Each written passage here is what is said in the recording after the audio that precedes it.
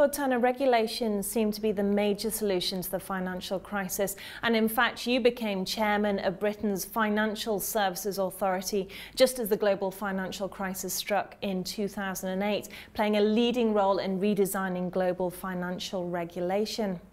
So 8 years on, how successful do you think regulation has been? I think the new regulations of the global financial system, which include much higher bank capital requirements, tighter bank liquidity requirements, the introduction of bail-inable debt, new procedures for resolving banks, things relating to the shadow banking sector, such as the introduction of central counterparty clearing for derivatives, etc. I think if you look at the totality of those, they have made the financial system itself significantly safer, and therefore I think they've significantly reduced the probability that we will have a suddenly developing crisis like 2007-8, where the failure of one institution immediately threatens another institution and produces a seizure, for instance, of the repo market or the interbank market. I think we've made no progress at all in terms of the over-leverage of the real economy, and that can cause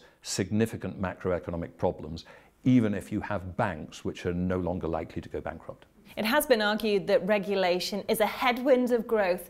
Do you agree that this is at least partly true? I don't think that regulation has been a major headwind of growth at all. I think there's probably a marginal element of it. I mean, obviously, when you increase capital requirements, there are two ways that banks can meet those, either by raising more equity or by doing less lending. And there is at least a possibility that there were some constraints on new lending supply that came out of not so much the higher capital requirements, but the transition to the higher capital requirements. And, you know, we debated that extensively within the Financial Stability Board, the trade-off of how did we go where we knew we needed to go for a more stable system, but what were the disadvantages of transition. But actually, I think if you look at the data, the far bigger reason for the slow growth over the last 7 years or so was the deleveraging or the attempted deleveraging of an over-leveraged real economy.